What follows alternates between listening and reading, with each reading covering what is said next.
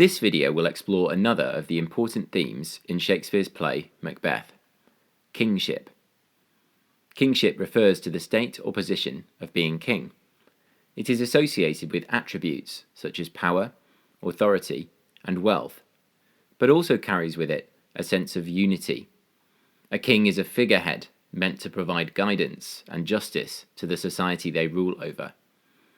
It is important to remember that Macbeth is set in Scotland during the 11th century, so we need to understand how kingship in the Middle Ages was different to nowadays. You'll probably be aware that Britain has recently crowned a new king, Charles III. Whilst this role still has symbolic importance, the modern-day king's role is really ceremonial, more of a representative of British culture than a powerful ruler. However, in the Middle Ages, kings were believed to have been chosen to rule by God. This is known as the divine right of kings. To a highly religious society, that meant that the king had absolute power over the people, granted by God. Jacobeans also believed in the great chain of being, a social order for the world which placed the king ruling as God's representative over other humans and all of nature. According to this belief, if the natural order was disturbed, say by the murder of God's chosen king, all of nature would suffer. When Shakespeare was writing, the Scottish king, James I, had recently become King of England as well, uniting the two countries. As a famous playwright, Shakespeare was eager to please the new monarch. Firstly, he renamed his acting troupe the King's Men. But his first play for James, Macbeth, can be seen as a presentation of how to be a good king, but also a warning against the consequences of treason.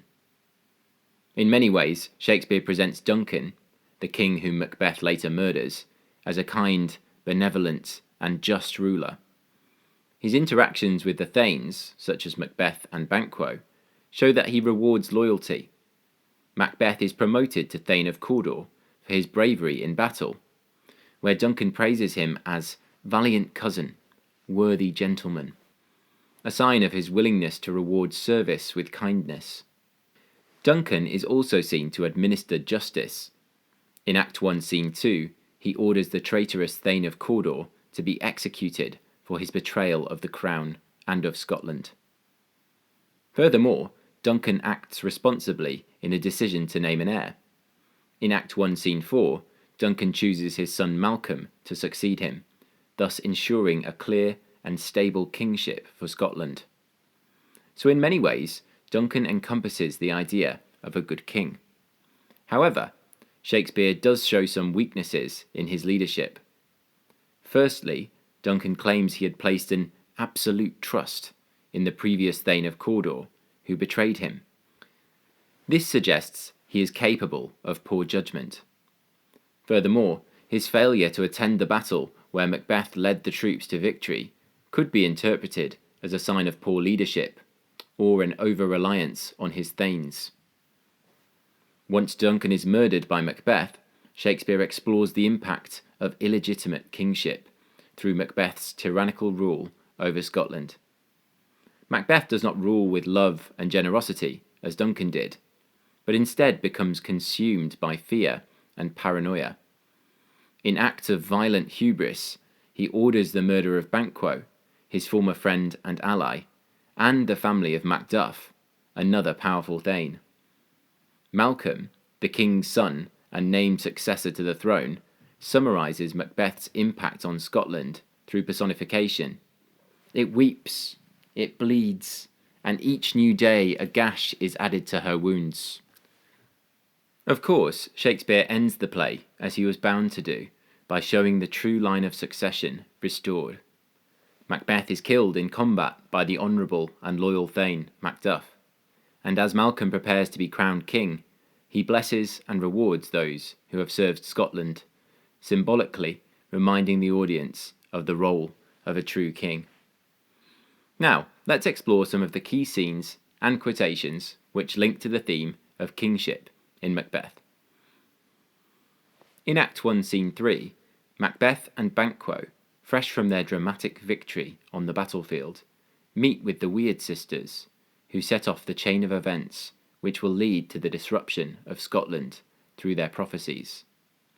Macbeth is greeted with, "All hail Macbeth, that shalt be king hereafter," which foreshadows his later ascension to the throne. But they also make overtures to Banquo, who is told, "Thou shalt get kings, though thou be none," an intervention which predicts that Banquo's sons will be kings, a detail which will later stoke Macbeth's paranoia and lead to Banquo's untimely death. These prophecies on kingship are used by Shakespeare as the inciting incident for the treasonous and bloody actions of Macbeth, which drive the plot to its brutal conclusion. Act 1, Scene 4 revolves around Duncan rewarding Macbeth and Banquo for their service to his kingdom. Duncan has already rewarded Macbeth by granting him the title of Thane of Cawdor, an act which characterises Duncan as a generous and benevolent king who rewards loyalty and service. Macbeth states that his service and loyalty are more than enough, but Duncan responds, "I have begun to plant thee, and will labour to make thee full of growing." In this extended metaphor, Duncan is compared to a gardener, tending his plants so they reach maturity. Nature is symbolic of health and goodness, and Shakespeare uses this to show Duncan as a true king who rewards his subjects by helping them to reach their potential. This later becomes the stumbling block for Macbeth's treachery, as Macbeth reasons in his Act 1, Scene 7 soliloquy. "Besides, this Duncan hath borne his faculties so meek, hath been so clear in his great office, that his virtues will plead like angels." The adjective meek has connotations of kindness and gentleness, qualities that are certainly becoming of a king, yet also possibly hint at Duncan's weakness, his overly trusting nature. Macbeth also suggests these qualities make Duncan godly, as he says his virtues, meaning good qualities, will plead like angels. The simile links to the great chain of being, drawing a link between the king and the heavens, a fact which briefly stays Macbeth's hand from the murder. When Macbeth does murder Duncan, he uses similar language to cover his guilt before the other thanes. Macbeth describes seeing Duncan's body with silver skin laced with his golden blood. Here, silver and gold are symbolic of wealth and purity, with gold especially associated with crowns and kingship. The metaphor is ironic, since the audience is of course aware of Macbeth's true actions. But Macbeth's guilty conscience in the previous scene perhaps suggests he does recognise the depth of his sin in killing the innocent and divinely chosen king. Shakespeare later explores the impact of regicide, which disturbs the natural world. In Act 2, Scene 4, the Thane of Ross meets with an old man at Macduff's castle in Fife. They discuss the strange workings in nature since Duncan's death. The old man describes seeing a falcon, towering in her pride of place, was by a mousing owl, hawked at and killed. The falcon, a powerful bird of prey, is unnaturally killed by a weaker, mousing owl, hinting at the breaking of the great chain of being. This incident parallels Duncan's death at the hands of his servant, Macbeth, and is used to highlight the illegitimacy of Macbeth's kingship, as though nature itself is rejecting him.